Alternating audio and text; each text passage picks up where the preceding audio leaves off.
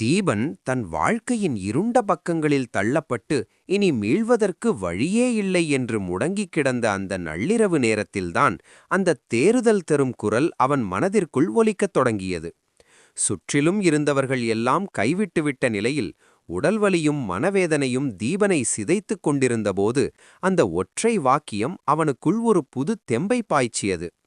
நானே உன் பரிகாரியான கர்த்தர் என்கிற அந்த வார்த்தைகள் வெறும் பேச்சாகத் தெரியாமல் ஒரு மாமருந்தாக தீபனின் ஆன்மாவைத் தொட்டது.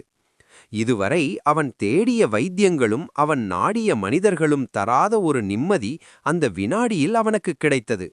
காயப்பட்ட இதயத்தை ஆற்றவும் உடைந்த நம்பிக்கையை மீண்டும் கட்டியெழுப்பவும் ஒரு மகா சக்தி தன்னோடு இருப்பதை தீபன் மெல்ல உணரத் தொடங்கினான்.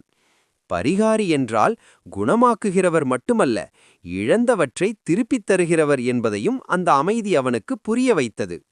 கண்ணீரோடு தீபன் கையேந்தியபோது அந்த பாரமான இதயத்தில் ஏதோ ஒரு பாரம் இறங்கியது போன்ற உணர்வு ஏற்பட்டது. மனித கணக்குகளுக்கு அப்பாற்பட்டு ஏதோ ஒரு அற்புதம் அங்கே நிகழ்ந்து கொண்டிருந்தது.